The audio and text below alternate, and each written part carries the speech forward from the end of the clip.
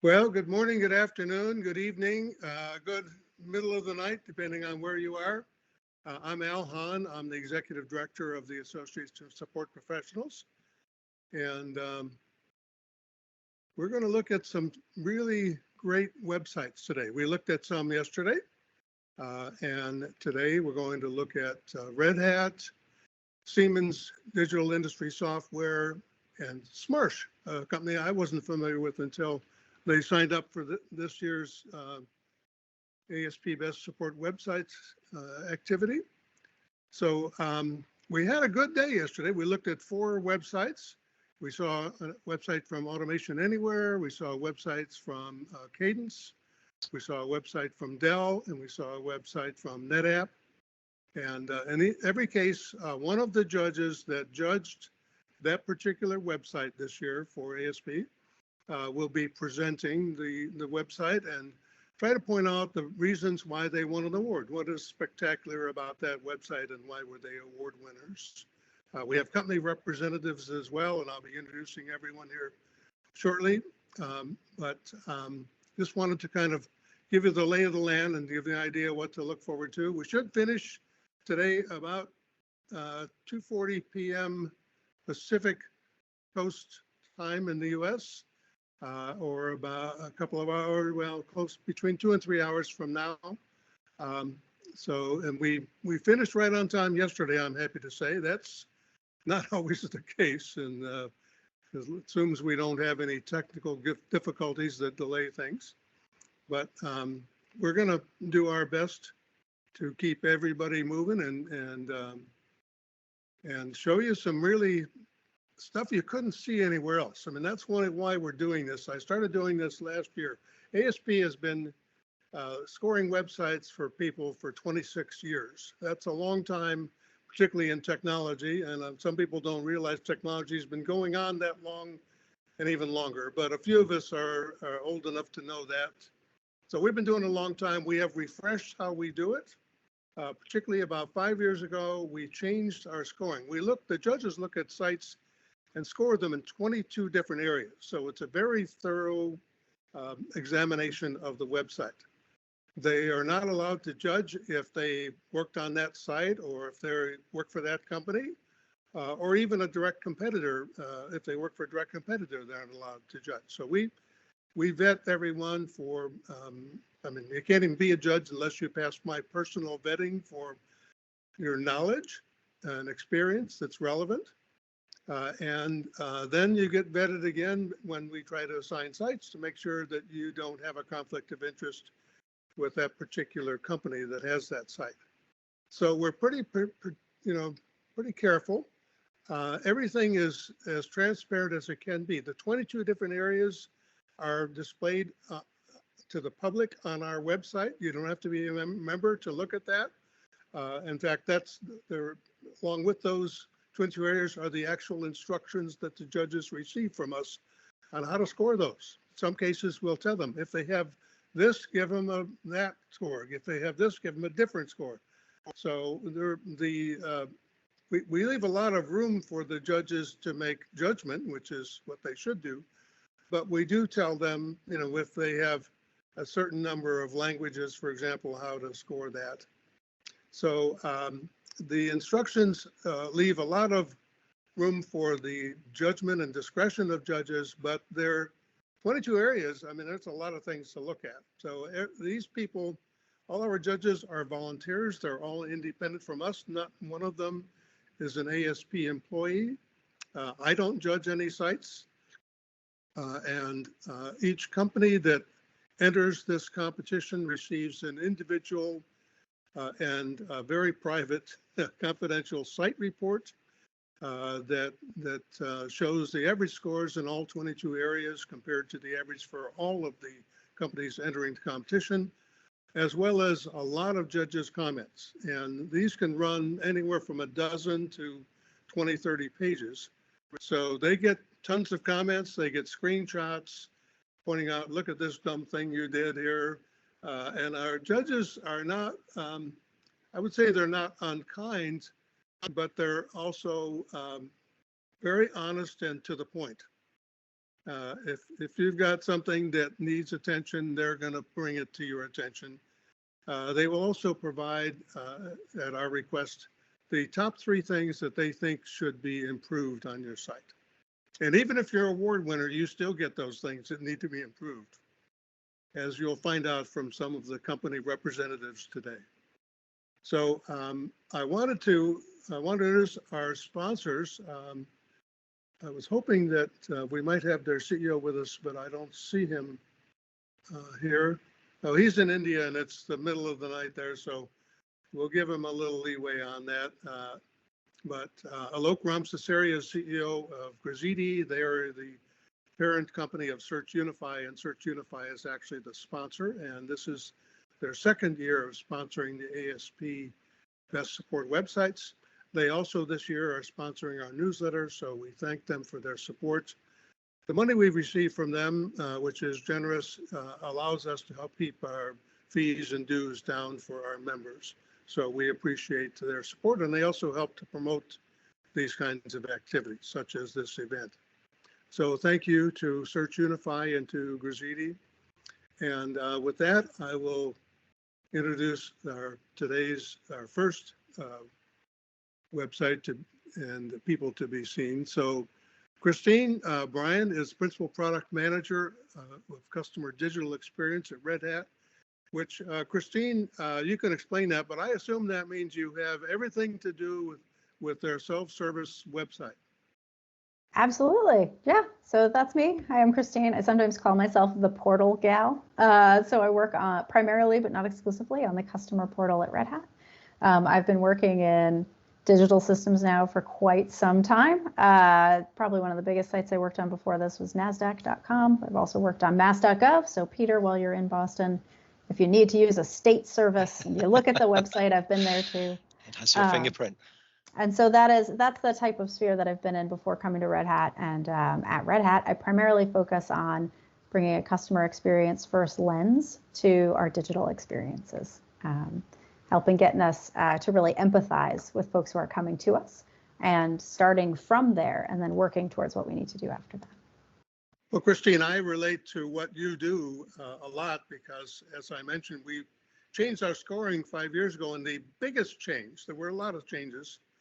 Normally, we actually make very gradual changes year to year so that companies like Red Hat that are in every year can compare the results from one year to the next and not have it be more driven by the scoring, the way the scoring was done, than driven by your actual accomplishments.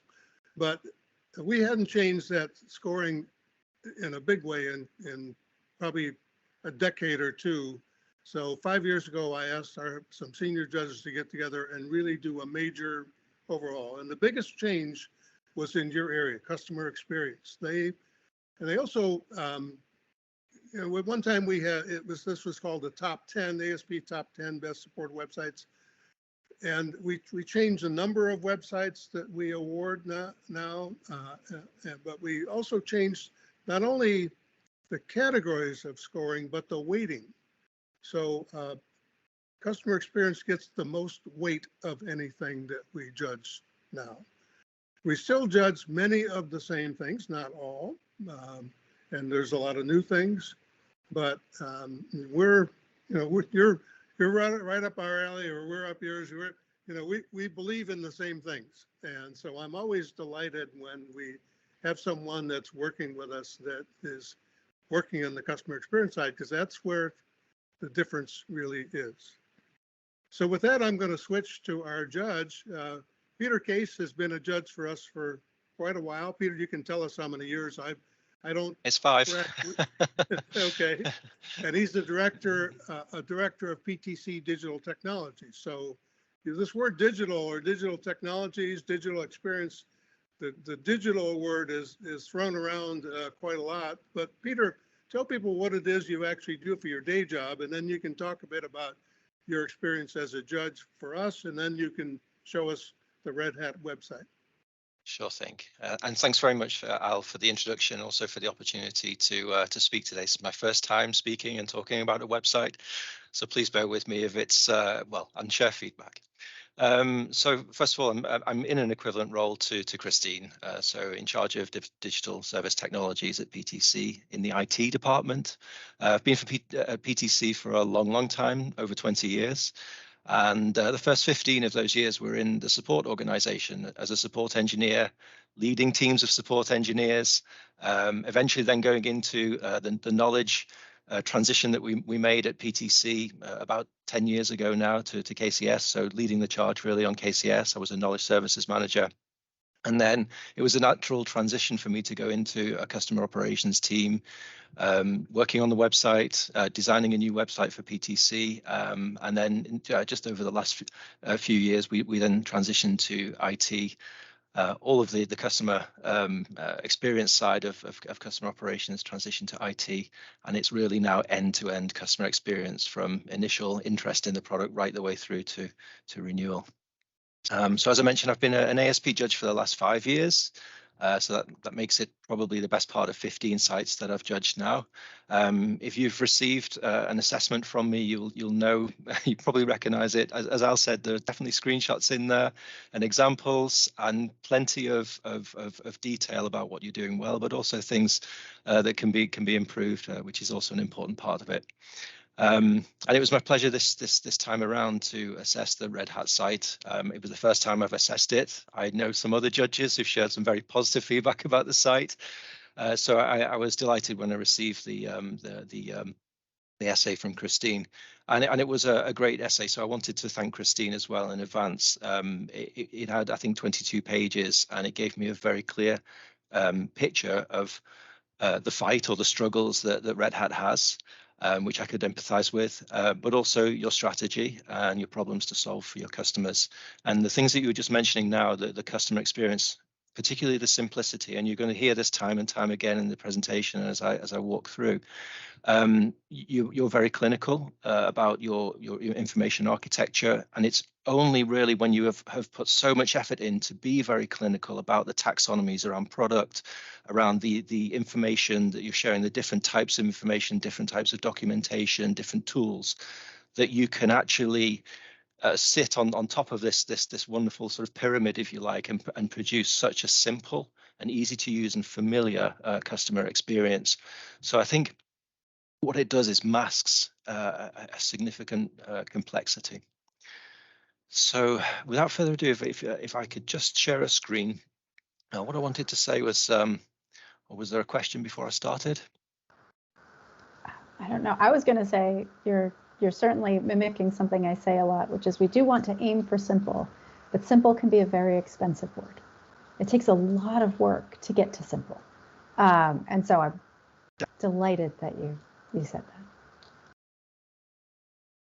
So I've got a slide deck, and Christine and I have both conferred on the slide deck beforehand, but it's not going to be about the slides today. And if Christine gives permission, I'm happy to share this afterwards. But just to structure the presentation, I want to give everyone the right context. So what were, at a high level, the problems that Christine and her team had to solve? What was their strategy? And I want to touch on a few key differentiators. I really want to spend quite a bit of time on the landing page, which is the all-important landing page. And then if we have time, I'd like then to do a deep dive into 3 of the experiences which really struck me. So that's the search experience, the dynamic product pages that Christine's team has put together, the product security center, and then any questions. And I would say at any point you would like to disturb, please feel free, and we can answer questions then. So I'll just very quickly jump through the slides and then back to this one. So these are the key differentiators with some screenshots. More key differentiators when in the case logging and troubleshooting experience. The search itself, so these boxes here in the observations really are the structure for my presentation today. So as a reminder, if you wanted to come back to these. Same with the product pages and same with the security center. But before we actually drive through those, let's have a quick look at the problems or put you in the picture of the and give you the context of what Christine's team was trying to solve. So if we think about the Red Hat users, Red Hat has evolved so much as a company over the last 30 years. It's certainly no longer just a Linux distribution. It's a very complex set of enterprise application platforms, there's virtualization, there's hybrid cloud, there's edge technologies, there's automation there.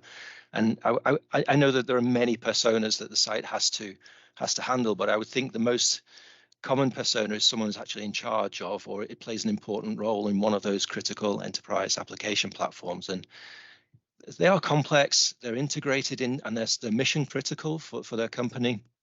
And they're constantly evolving, so actually quite a challenge to stay on top of and to make sure they deliver value to your company. So their time is valuable. They need to get to the site, they need to find their answer, and then move on to their next important task as quickly as possible. And as I say, Christine's team really masked the complexity here. It enables access to the information really easily. And I've taken two things from the strategy document: connect users quickly to what they need, and make content clear and findable. Sounds simple, but much harder to actually do. So that was the first part. In terms of how they understand customers, so there's a quantitative and qualitative side to it. So they have surveys with industry standard net promoter scores. They have customer efforts scores as well after a support interaction, and they use various technologies to instrument the site, so Adobe and Pendo, so that they can understand traffic, understand usage, and most importantly, understand friction points. So when something has stopped, there's a dead end, something's not working. So that's great. As well as the quantitative, they also have a qualitative analysis of the customer experience. So there's sentiment analysis of the surveys that I mentioned. There's a customer community called the Red Hat Accelerators. There are rotating customer focus groups, and all of this ties back to what Christine is saying about the customer focus that Red Hat has. And they have 4 elements which really made me quite envious when I saw them. They're 4 cross-functional teams working in Red Hat. So there's a design program office, a product managers guild, an optimization council, and an accessibility council. Wow. I was blown away when I saw that, and it gave me a lot of ideas for what we really need to do here. Good. Just one last thing I wanted to mention on this slide. So also in the spirit of interacting with customers and being transparent with customers, the Red Hat site has a "you asked, we acted," and that's a mix of changes to the tools and the content and the website itself, so new features, and also product features. Great. So without further ado, let's look at the landing page. So I'll just go to the Red Hat customer portal. And I would say when we're judging the sites, and one thing I find is that many people struggle with making an uncluttered landing page. And I understand that because it's difficult. You especially in large companies, you may have a new acquisition, and then you have to add 5 menu picks for them on the front page. You may have a new product, and then that product area is asking you to add things. You may have a new feature or a new capability that you need to add, and very quickly this landing page becomes a dumping ground, for want of a better word, for all of the things that your company is doing and all the things that you're trying to offer to your customers in their post-sales experience. I think we can get away with that complexity deeper down in the tree, but it works really well when there's simplicity, especially this kind of simplicity at the point of entry. And I really do feel that it's a key differentiator for Red Hat. So the first thing that strikes me about this page is it's welcoming. There are visuals. It's not a sea of text. It's very light. In fact, cognitive load on this page is so minimal. There are hardly any words there at all, but I can do so much, even without going below the fold. So that's really wonderful, really simple, really effective. And in fact, if we look at what's above the fold, there is more below, but there are just actually 3 intents. And Christine's team here is really driving customer behavior.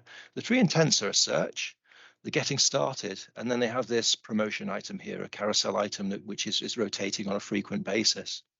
So it's really driving the customer behavior. What it's saying is, we can solve your problem. So how can we help? And you just put your query in, and that's really where they want to have customers solve their problems. Self-help, basically, it's digital first, self-help first. It does say your username is just because I'm logged in with a generic account. So I have a second login that I registered for, and it did say "Hello, Peter." So it is really welcoming there. So that's the first thing that strikes me about the site. The next thing So we can go down, if you don't find what you need in these first intents, you have everything else that you need below. And I would say you've probably read Jerry McGovern's book, Top Tasks, and been very disciplined about what you curate and what you allow on this site. So you can find answers and guidance, I suppose the next set of intents, your documents, your troubleshooting guides, and a way to contact the support services. Your collateral, a snapshot of what you've got. And then some 4 main intents, so opening a support case in case it wasn't noticed further up, downloading, accessing security, view the training.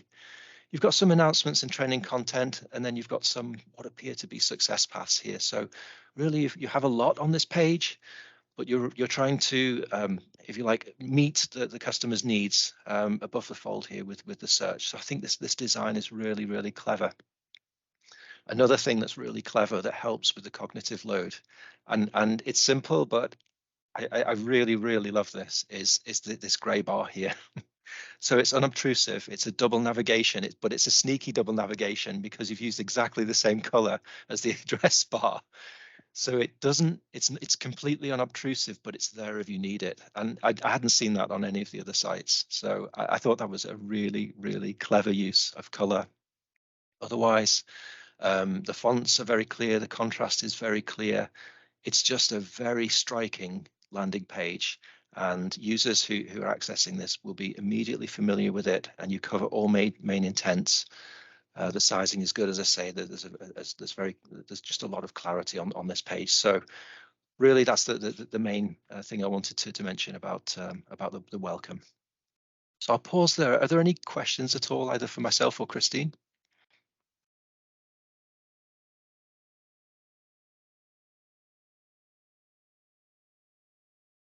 Okay, so let's look then at one of the deep dives. So there are 3 deep dives today that I'd like to take you through and just make some observations. The first is the search. Then we'll go on to look at the product pages and the security center. So if I do a search, so let's just say I have an error message.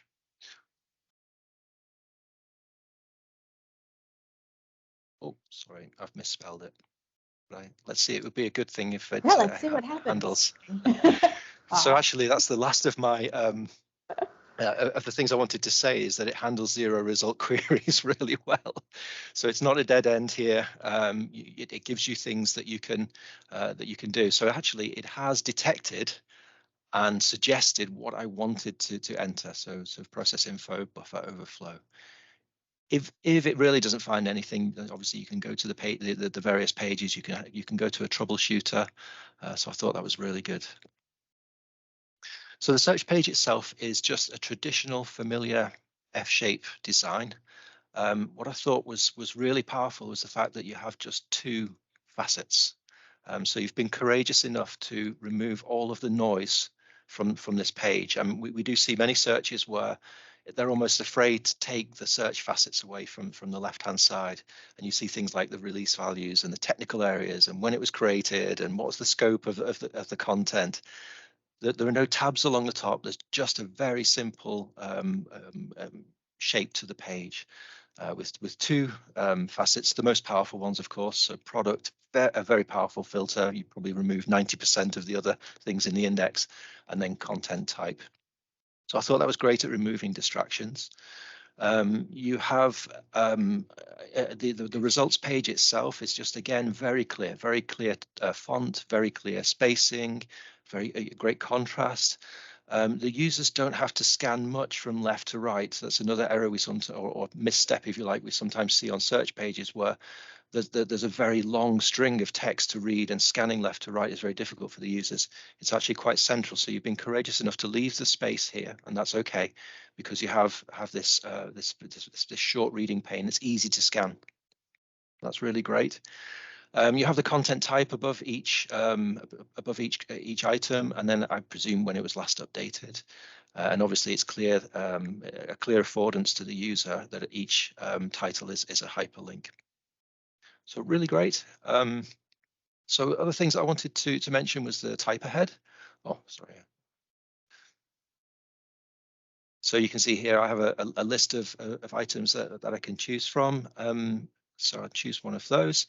And the next thing that you have is not just a plain results page every time. In fact, when certain words are entered, and I think it's really the products are entered, and there's an existing product page for it, you have this wonderful, what looks like a Google knowledge graph. It's just a graphical representation of a certain results page. It's guided results that take the user to that page. So you're really encouraging them to go to the Red Hat Fuse page, get an overview of the product, to download some documentation or training. There are some other product pages where there are more facets in here. So there are just 4. I've seen 6. Once again, a very simple layout, a very clear layout. The clarity is there throughout. You've got some recommendations here as well, and then you've got your search results. Regarding the refiners, as I mentioned at the start, Red Hat has a lot of complex products and just a large volume of products. So search within the refiners is also possible. So if I search for something here,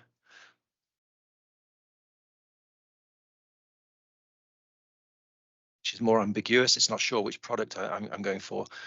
So obviously I could click see more and see more and see more and probably go up to 50 products or so, but it gives me the option here to search within the refiners. I thought that was a really helpful feature. So we've seen the knowledge graph and we've seen the 0 result queries. Christine, is there anything else that you would mention about the search?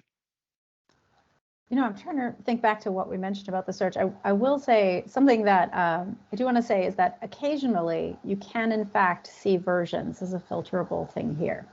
But as you said earlier, it looks simple at first. So if you were to put in, say, a search for Linux, but just to get to prompt Red Hat Enterprise Linux to appear in the products list, depending on the nature of your search, when you click on Linux in the products list, it will allow you to select by major versions. So we do have that sort of, again, like it appears simple, but as you begin to go into it, it opens up avenues for you if you would like to pursue them. So a progressive disclosure that's makes it very simple at the top level, and then just opens out when it's needed for the users.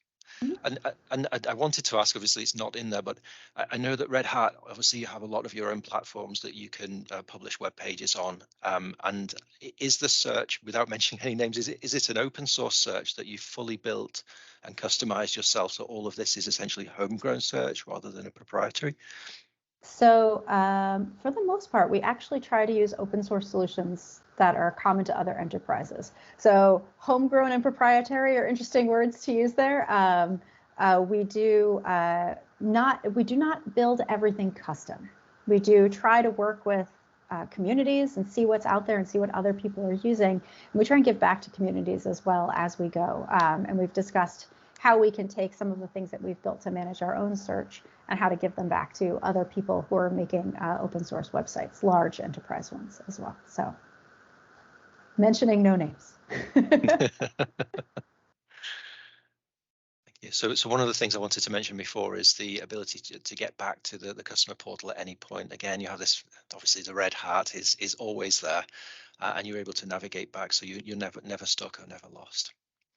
So the next thing I wanted to mention was the product pages. So if we could take a look at any one of those product pages. So perhaps if I go back to the product page that was in the search results, you can obviously get to them also through the products and services list here. So the product pages. So when you're a company like Red Hat with such a large number of products, it can be challenging for your users if you're on a website which is a one-size-fits-all.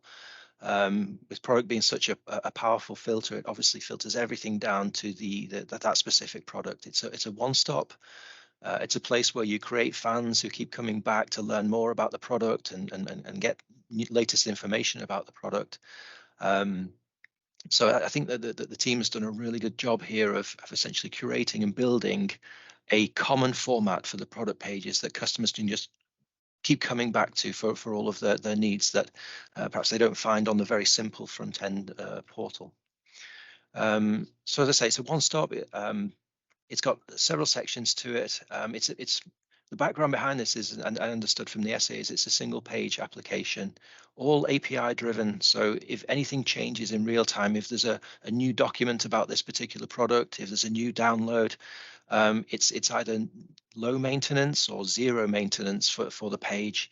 And obviously with the fact that it's using this single page application, this template, it's consistent across all of the product pages. There's going to be a familiar look and feel to all of them. So just to go through very quickly the sections, downloads at the top here, latest documentation, and where necessary, obviously you can't put every single piece of documentation on this page. You want to keep it light. You can then lead out and see all product documentation. If you look at the bottom left corner there, the filter is already there to show the Red Hat Fuse documentation. You've got all the list of latest security advisories there. Again, you can view all. You've got the top resources for this particular product, the knowledge base, again, with a predetermined filter, supported configurations, troubleshooting workflows, and then the product lifecycle.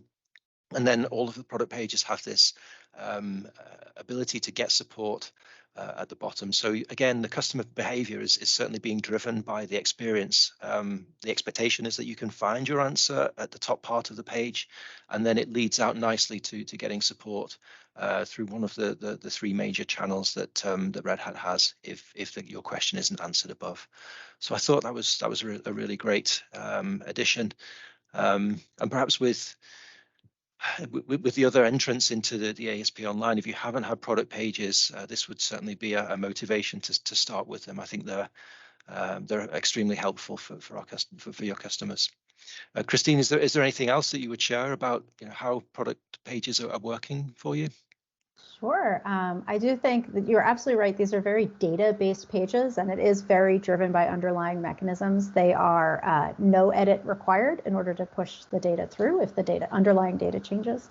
And as you were saying to anybody watching this out there, if you're considering making product pages, one of the problem areas that we had to tackle as a part of this is that many different people contribute to the story of a product. And so this brings together content that is created by many different teams into one standard place. And by doing that in such a data-based way, it still puts the control in their hands of how things show up and where they show up. But it takes a lot of the manual effort out. So in times of flattened resource improvements and things like that, it is a way for us to reduce effort to produce great experiences. Which we're always looking for. So I'll throw that out there as well. And do you have a product page for every single product across the Red Hat offerings? We do indeed, yep. Right, so nobody's left out. Nobody's left out. So the last thing I wanted to review is the security page. So this was the third thing that Christine asked us to give special attention to. So the security center, so as the world, I think it's fair to say, is becoming a less certain place, Red Hat have sensed and responded and prioritized a product security center. And the purpose here is obviously to be transparent about security. It's actually surprisingly uncommon to see a one-stop for security, and I was really pleased to see this. So what this does is it reassures the customers. So instead of bombarding the customers with a whole list of problems and things they need to attend to as you land on the product page itself, it takes the heat off and actually reassures the customer about Red Hat's own security practices and posture. So it gives you here the secure development lifecycle processes, the response. You can learn a bit more about security, the lifecycle and update policies, et cetera, Again, following the same very clean, very structured, just a very transparent layout and a reassuring layout that is throughout the whole of the site. So the user isn't overwhelmed, isn't alarmed when they land on this page, but obviously they do come here to get advice about what they need to act on, and that is there again just below the fold. So you can see with it's a very common theme with Red Hat that there are things below the fold, but they have thought very carefully about the emotion and what the users may want to see first when they land on this page. So again, very, very thoughtful. So latest CVs are here. There's a simple color scheme. It's distinct from the main from the white background above, and then you see 5 of the latest CVs here. You can subscribe to getting CVE notifications from Red Hat, and yeah, you will receive them by email. So again, it's just below the fold. There are also I think some guides and security knowledge-based content. So articles, compliance activities and government standards, etc. Yes, sorry, the latest knowledge-based content on security. And then there's a list of security guides about how you can take steps to harden the platforms or the technologies that you use. The last thing in the page is are the tools, I believe. So sorry, you can receive notifications. This is where you can set up your notification preferences, and then you can report a new vulnerability to Red Hat. And then the last thing on the page is the Red Hat Insights tool itself. So it's this comes with all of the Red Hat SaaS products, and you can obviously get some recommendations before that becomes a problem if you have the Red Hat Insights tool.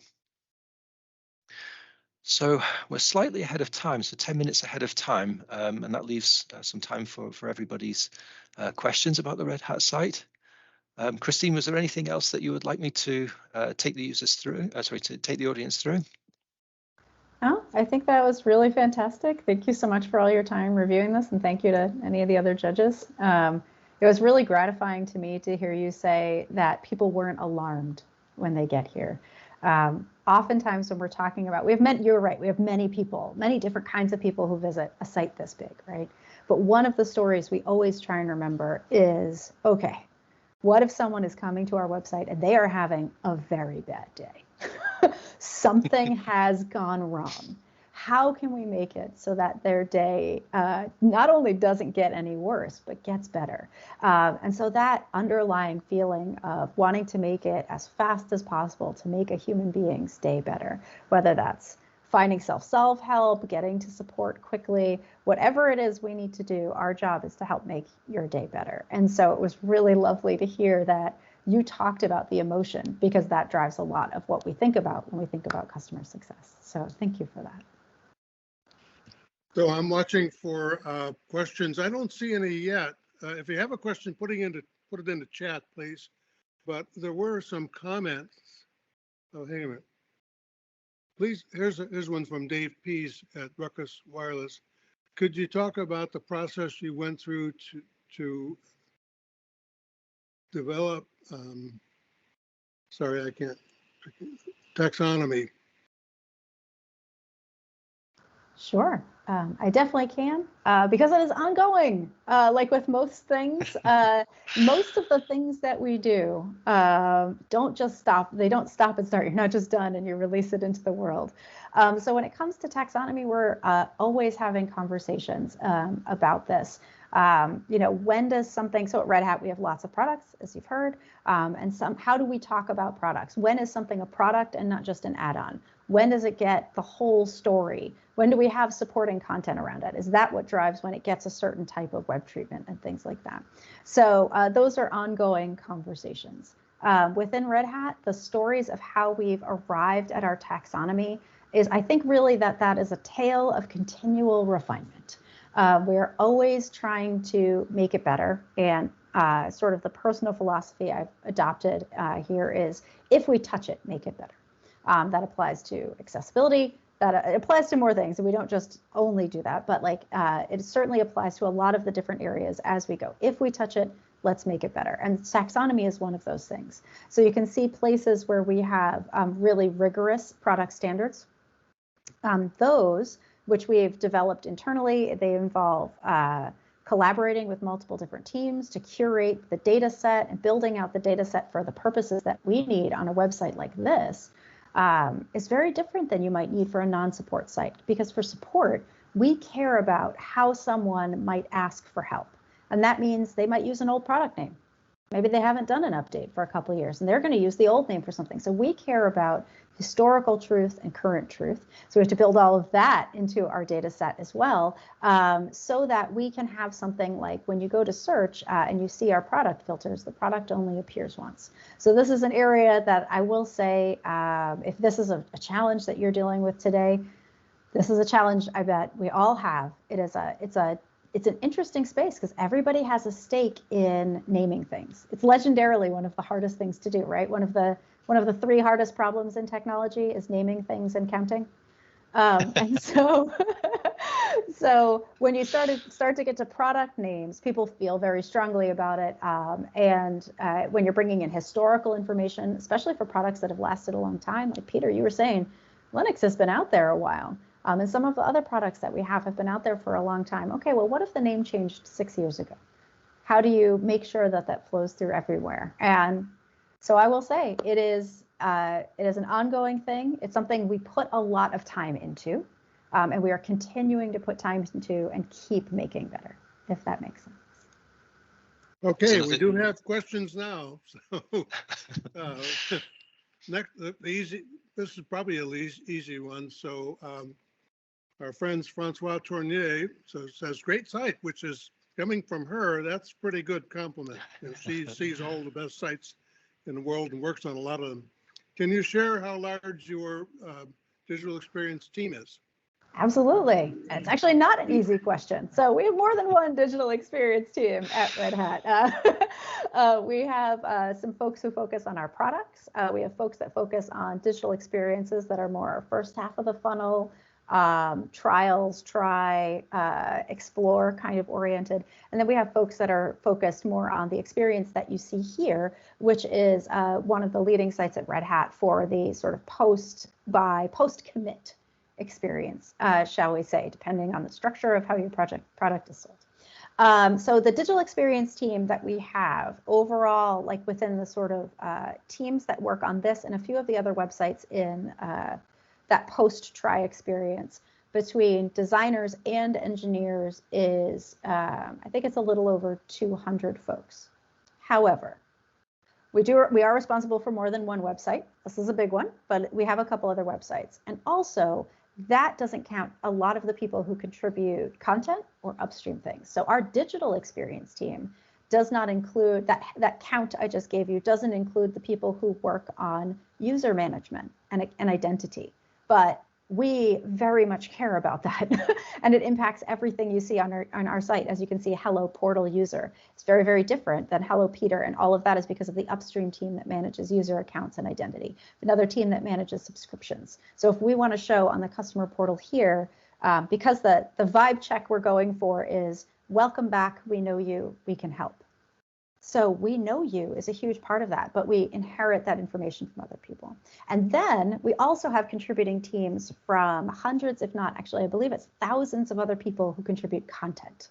So depending on how you're defining digital experience, my back of the napkin math that I have not verified is that about a quarter of Red Hat contributes to the customer portal in one way or another, which is about 4,000 or 5,000 people, I think. Because we have our whole support team who might make knowledge base entries. We have hundreds of people who write product documentation. We have the engineers who contribute to this experience. We have the engineers that contribute to the upstream experiences. We have the people who respond to customers in the various ways that they can talk to us on. So our digital experience team is at once fairly large for many companies, right? 200 is not small, although we do have lots of things that we do within that space. But also it is much larger than that. There's no way we could make this site without the contributions of many, many people. When I go talk to our infrastructure team, I'm usually like, our infrastructure is great. That's not why people come to the site. They come because of what they can find in the knowledge base, in the docs, because of the support team that they can reach out to. And so our site has to include them when we think about the teams that work on it. Well, I thought it was an easy question. But you make a good point about so many other contributors. And I'm sure that's true in many companies. I hope it's true, actually. So let's move on to the next one. This is also kind of a compliment from Amy Dotson, who is going to be appearing later on today. She's from Smart. So she says also beautiful site. So you're respected by your peers, I've got to say that. Do you require customers to log in to see some of the content? We absolutely do. Although I will say sometimes we talk about the nuance between customer and site visitor. So there are things that we have in the customer portal here that are gated only to customers, right? So you can think of that as sort of some of the content is really subscription based. For example, if you are not currently a Red Hat customer, there are some things that you can't download because they are for paying customers. However, not all of them. We're Red Hat. Like we're really interested in supporting open source communities. That's like the words we live by as an organization.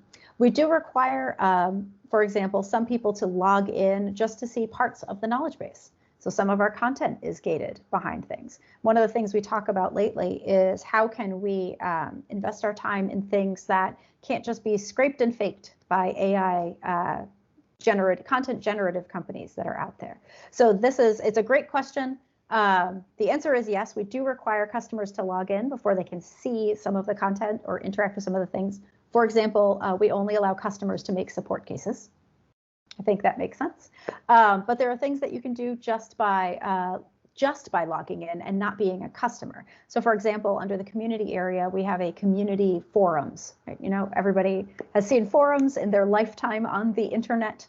So we have that space, and that is a place for customers to talk to each other or to Red Hatters. It's sort of a space where anybody can talk. You could go there today and make a forum entry today with no formal relationship with Red Hat in any way at all. We'd be happy to have you there and see what you contribute. So you're more than welcome to join us. That we do ask you to log in.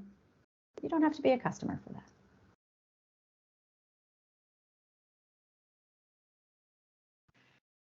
We have time for more questions. If anybody has them, please put them into chat.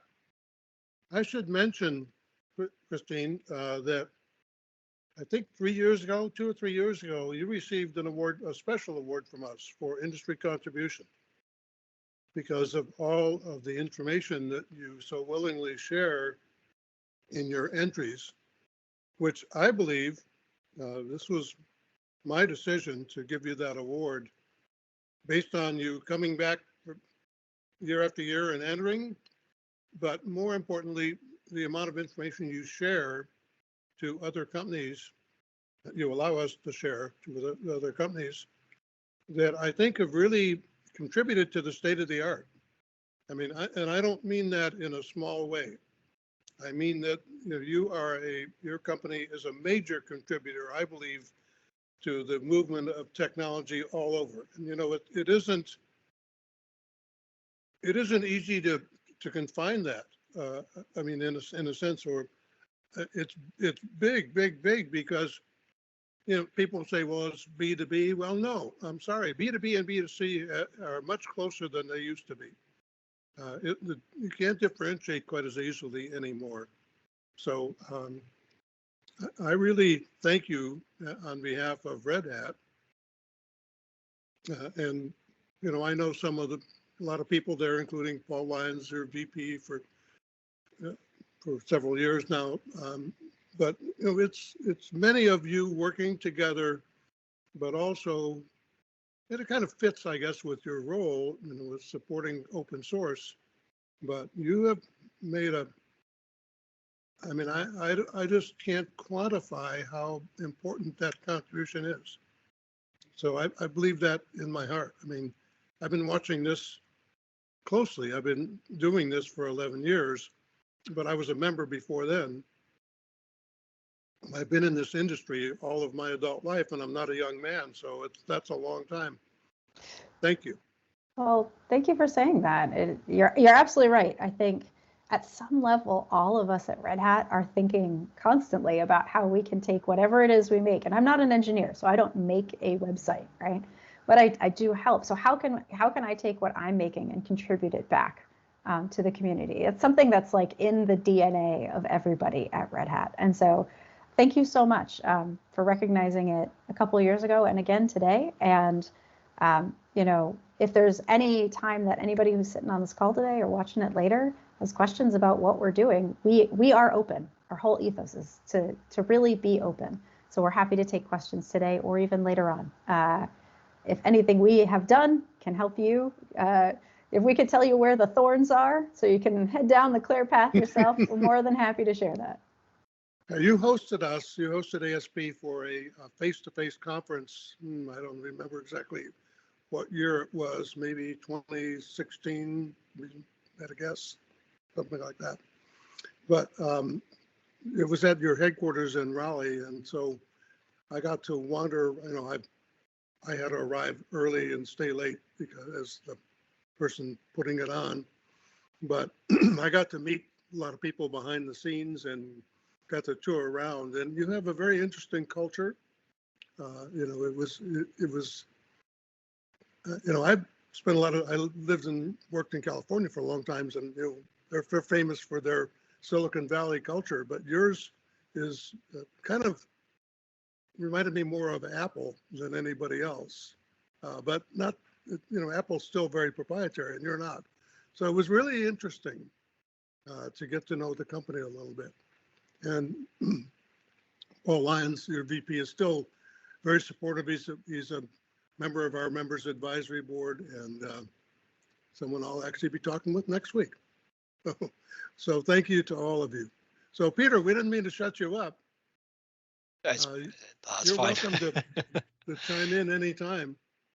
There was actually just one small, if we've got a couple of minutes, one of the questions was about taxonomies, and another taxonomy that struck me was within the self-help process when a user is logging a case. So I don't remember I get through to it just by support cases. So can I click on get support? So it's auto-populated my account, but here's the first taxonomy you see. So they've obviously Red Hat know that they can give the appropriate help to you if right up front you tell them the type of issue that you have. And again, the design of this was just fantastic. You have icons that are instantly recognizable. Is it a bug? Is it a certification? Is it a configuration? So just service about my build. So it's not just about technical support with the products, it's about the whole of the customer experience. Do you have a question about the documents, an idea, or do you want some root cause analysis or something else? So you have your catch-all here. So if we said, say for example, we have a bug or a defect, let's report an issue with the product. And then it goes to the troubleshooter, I believe. So let's summarize what we're experiencing today. So let's say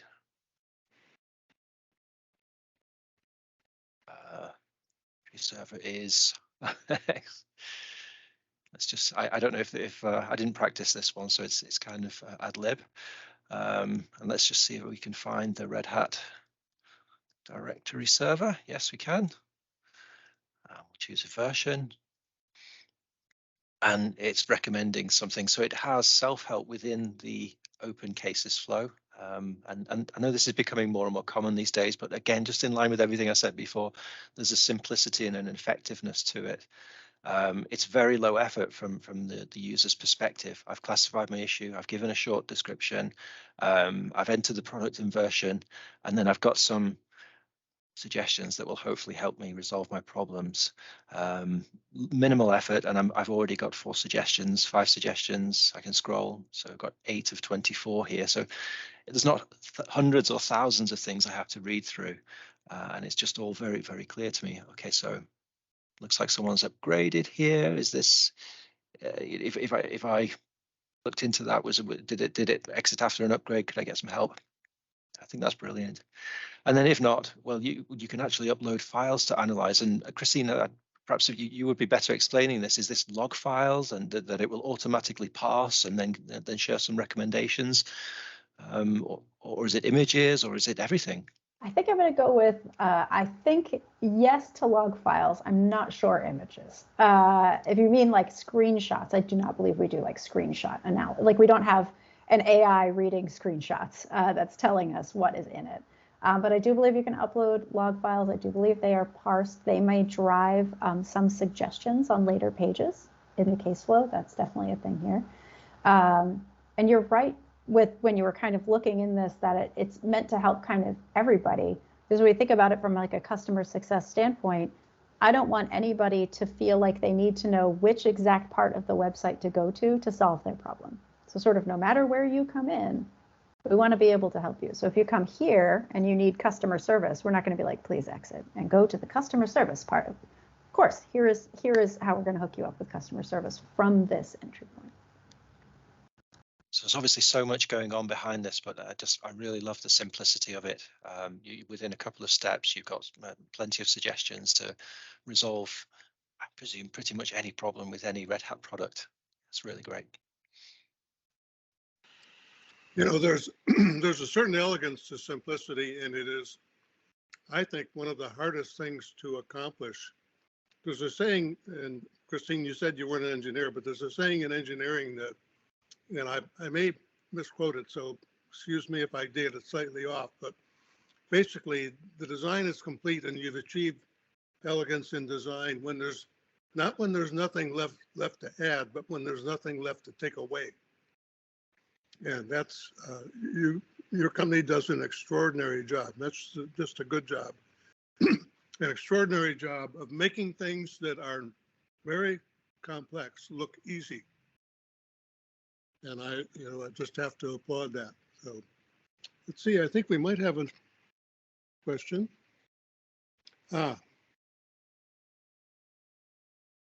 Steve Springer just made a comment. He said this troubleshooter step during case creation is a very smart way to introduce content into the resolution.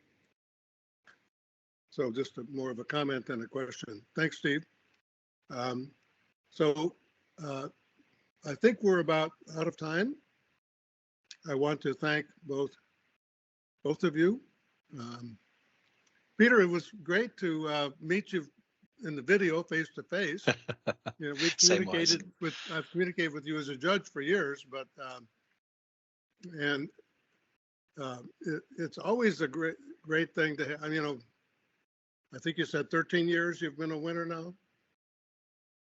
Yeah, that's right. So involved with ASP for 13 years, and then as a judge for 5. Yeah. No, but I was saying Red Hat. Oh, sorry.